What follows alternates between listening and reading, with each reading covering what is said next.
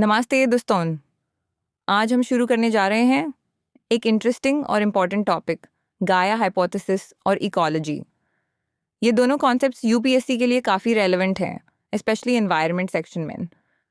So let's begin. गाया hypothesis एक scientific theory है जो इसकी शुरुआत 1970s में ब्रिटिश साइंटिस्ट जेम्स लवलॉक ने प्रपोज की थी। इसके अकॉर्डिंग हमारा प्लैनेट अर्थ और इसके बायोलॉजिकल सिस्टम्स मिलके एक लिविंग ऑर्गेनिज्म की तरह काम करते हैं। यानी अर्थ खुद एक सेल्फ रेगुलेटिंग सिस्टम है जो लाइफ के लिए आइडियल कंडीशंस बनाए रखता है। 1972 में जेम्स लवलॉक ने ये आइडिया दिया था कि अर्थ के फिजिको-केमिकल प्रॉपर्टीज टाइटली लिंक्ड हैं उन ऑर्गेनिजम्स के एक्शन से जो इस पर रहते हैं। Living beings not only adapt to the environment but they also shape it, ताकि लाइफ सस्टेन हो सके। For example, plants oxygen produce करते हैं, ओशंस टेम्परेचर रेगुलेट करते हैं और माइक्रोब्स न्यूट्रिएंट्स रिसाइकल करते हैं। ये सब गाया के प्रिंसिपल को सपोर्ट करते हैं। अब एनवायरनमेंट की बात करें तो ये बेसिकली वो पूरा सिस्टम है जो ऑर्गेनिजम्स के आसपास होता है।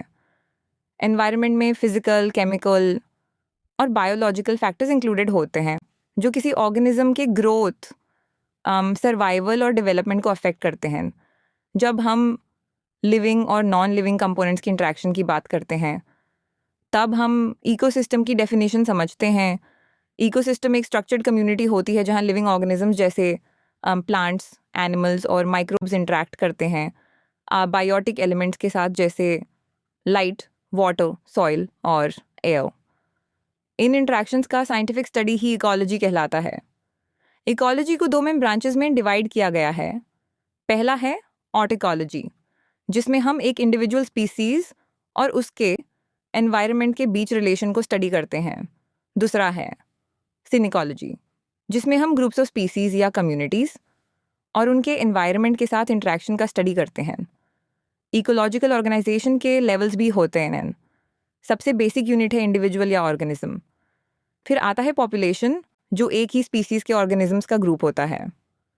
उसके बाद कम्युनिटीज, वो इसमें जिसमें डिफरेंट स्पीसीज एक हैबिटेट में रहती हैं। Ecosystem is a broader level जहाँ कम्युनिटी और एनवायरनमेंट दोनों इन्वॉल्व होते हैं। Then comes biome, large areas जिसमें क्लाइमेट और वेजिटेशन टाइप सेम होते हैं। और फाइनली बायोस्फीयर, जहाँ सारी लाइफ एग्जिस्ट करती है।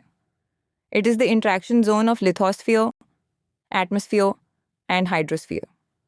अब कुछ की इकोलॉजिकल टर्म्स क्लियर कर लेते हैं। ऑर्गेनिज्म या इंडिविजुअल एक सिंगल लिविंग बीइंग होता है जो इंडिपेंडेंटली एग्जिस्ट करता है।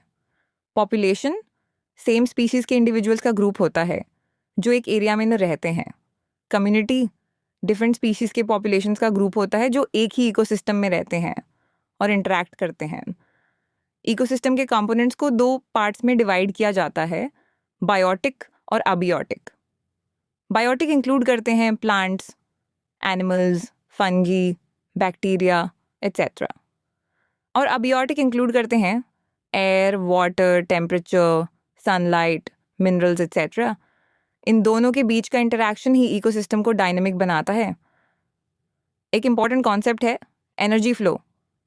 इकोसिस्टम में एनर्जी का फ्लो एक डायरेक्शन में होता है, यूजुअली सन से स्टार्ट होता है। सनलाइट को प्लांट्स फोटोसिंथेसिस के थ्रू केमिकल एनर्जी में कन्वर्ट करते हैं। प्लांट्स को खाते हैं हर्बीवोर्स, ये होते हैं प्राइमरी कंज्यूमर्स। हर्बीवोर्स को खाते हैं कार्निवोर्स, ये होते हैं सेकेंडरी कंज्यूमर्स। और जब कोई ऑर्गेनिज्म मर जाता है, डीकम्पोजर्स जैसे बैक्टीरिया और फंगी उनका ब्रेक डाउन करते हैं, न्यूट्रिएंट्स को रिसाइकिल करते हैं। इसी प्रोसेस को हम ट्रोफिक लेवल्स में समझते हैं। पहला लेवल प्रोड्यूसर्स, प्लांट्स। दूसरा लेवल प्राइमरी कंज्यूमर्स, हर्बीवोर्स। तीसरा level secondary consumers, carnivores. Last में डीकम्पोजर्स जो एनर्जी साइकिल को क्लोज करते हैं। तो दोस्तों, गाया हाइपोथेसिस हमें ये समझाता है कि अर्थ सिर्फ एक प्लैनेट नहीं है बल्कि एक लिविंग ब्रीदिंग सिस्टम है। और इकोलॉजी हमें ये सिखाता है कि किस तरह लाइफ और एनवायरनमेंट एक दूसरे से कनेक्टेड है। अगर आपको ये लेक्चर पसंद आया हो तो लाइक करिए, अपने यूपीएससी फ्रेंड्स के साथ शेयर करिए और चैनल को सब्सक्राइब करना ना भूलें। मिलते हैं नेक्स्ट लेक्चर में किसी नए टॉपिक के साथ। Till then, keep learning and stay curious.